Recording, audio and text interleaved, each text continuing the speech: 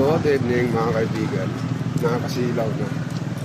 Galit tayo nung kasi daming tao sa store namin. Nakakapakot sila.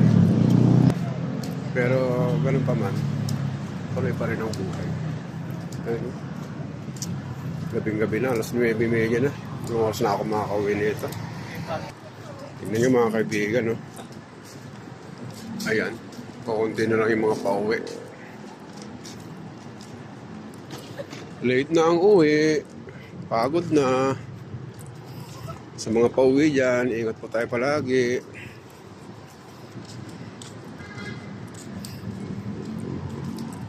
Ay, Diyos ko. Nakapagod pala pag may trabaho. Pero pag walang trabaho, nakakapagod pa rin. Ay, nako. Uuwi na tayo, baby.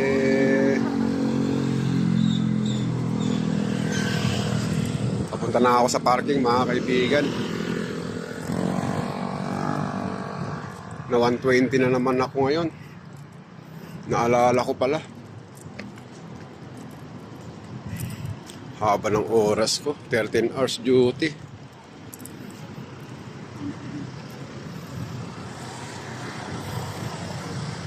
So, yun lang mga kaibigan. Ingat po tayo lahat.